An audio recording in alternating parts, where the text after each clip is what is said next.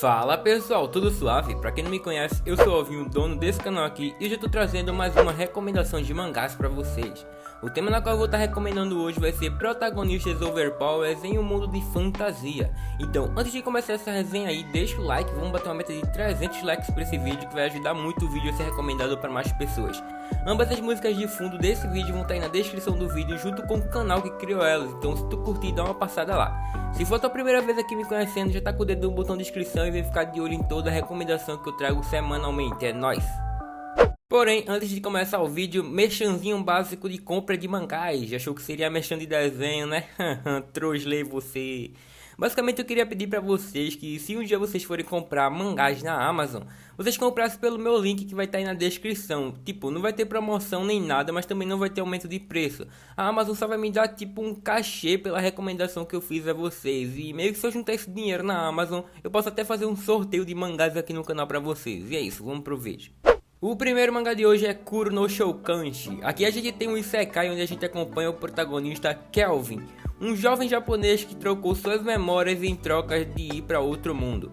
Agora em um mundo de fantasia medieval e sem suas memórias passadas, o protagonista se vê cada vez mais descobrindo sobre a sua nova realidade, começando pelas guias de status que ele tem e skills também que começaram a aparecer e flodando sua visão. Basicamente o protagonista começa com o status base, porém com duas habilidades Rank S e mais duas habilidades que dobram XP, já mostrando pra gente que vai ser um mangá com um protagonista muito hiper mega pelão, velho. Então a gente segue acompanhando o protagonista rumo aos seus objetivos iniciais que foram mandados pra ele pela deusa que invocou ele ali.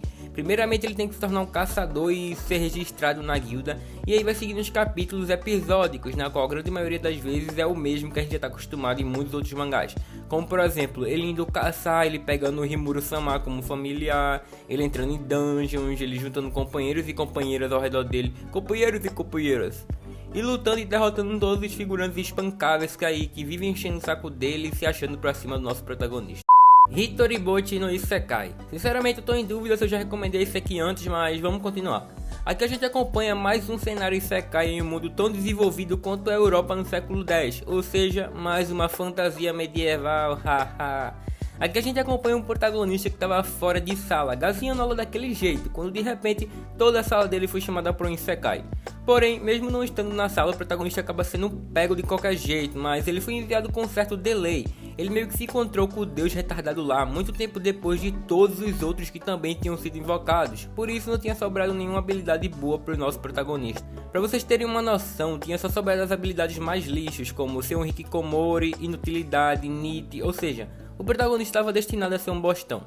Porém o deus, pouco arrependido, né, junta todas aquelas habilidades lixo e dá todas elas pro nosso protagonista. Ou seja, agora a gente tem um protagonista cheio de habilidade fuleira. Porém, ao contrário do que vocês devem estar imaginando agora, que o protagonista achou um hack milagroso e ficou forte, na real ele realmente continuou fraco e sendo um lixo com habilidades lixos. Porém, graças à habilidade dele ser solitário, ele meio que não consegue andar com ninguém em nenhum grupo, ou seja, ele precisa lutar sozinho contra os monstros, ou seja, ele luta até a morte com vários monstros e isso acaba subindo o nível dele naturalmente. Então tipo, não quer dizer que ele vai se tornar invencível e talentoso, ele só vai ficar forte e normal como qualquer outro subindo de nível, velho, mas ele continua sendo um lixo lá no fundo. Então agora a gente acompanha o protagonista em sua jornada solitária, ficando mais forte para que possa sobreviver em um mundo desconhecido de fantasia.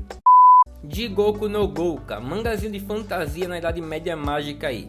Aqui a gente acompanha a história de Volcano, um jovem garoto em meio a uma vila de magos, e ele é o único que não consegue usar magia. Porém, quando se trata de força física, ele é o mais forte. Por isso que sempre quando alguém tenta menosprezar ele, ele acaba mostrando quem é que manda no bagulho, tá ligado? Porém, aí chega um certo momento em que o mestre do protagonista, que é na verdade um dos magos anciões daquela vila, ele diz pro protagonista que os portões do inferno, o portão que guarda as chamas do inferno e que abre uma vez a cada 1000 anos, estava prestes a abrir e um sacrifício precisaria ser escolhido para o portão voltar a fechar novamente.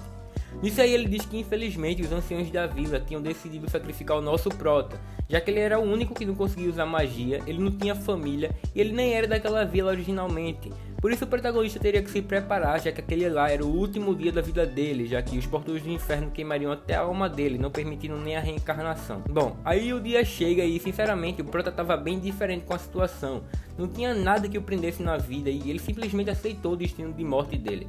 Nisso aí é chegado o momento e o protagonista finalmente entra no portão e começa a ser queimado. Mas é nesse momento aí que o protagonismo aparece e passou anos e anos com a alma do protagonista sendo queimada, até que por algum motivo a alma dele se acostumou com a dor e não sentia mais nada.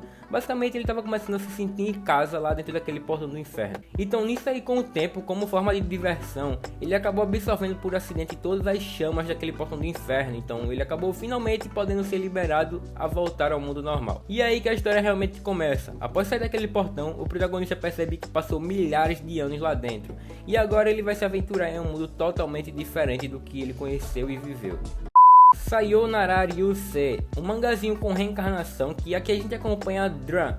Dran é um dragão ancião que acabou sendo morto pelo grupo do herói, porém quando ele abriu os olhos, havia reencarnado como um bebê humano recém-nascido. Porém a história só começa mesmo com o Dran já adolescente, quando a gente acompanha inicialmente uma série de capítulos episódicos com o protagonista agindo como um aventureiro protegendo a própria vila dos monstros e testando seus poderes anteriores, magia e etc. Porém um dia, caçando perto da vila, ele acaba encontrando uma lâmina, aquele monstro meio humano meio cobra. Ele acaba se aproximando dela e eles acabam se tornando amigos. E nisso aí a história segue até finalmente o dia em que a Célia, a Lâmia, volta e pede para morar na vila do protagonista. Então novamente a gente segue capítulos episódicos enquanto eles caçam vários monstros, ao mesmo tempo que a Célia finge que é humana para poder viver entre uma vila de humanos. Basicamente fica nisso aí por um tempo até que finalmente a história começa a se desenrolar. Ambos, o protagonista e a Célia, vão à cidade grande, mais especificamente na escola de magia, onde basicamente é aquele clichê porém foda de escola de magia, onde todos vão subestimar o prota, vão querer zoar os amigos dele, e no final é o protagonista que vai sair humilhando geral. É um mangá bem legal com o protagonista Overpower e é isso aí, vamos pro próximo. Por fim, o último mangá de hoje, Ortenia Senki, mangazinho isekai bem foda, onde a gente acompanha Ryoma, um jovem garoto normal do ensino médio, com exceção de ser obcecado por Kenjutsu, aquela arte marcial japonesa com espadas. Um dia ele acaba sendo invocado para outro mundo, porém ele acaba matando todo mundo na sala de invocação como forma de proteção, já que ele não sabia por que tinha sido invocado ou se aquelas pessoas ao redor seriam hostis para com ele.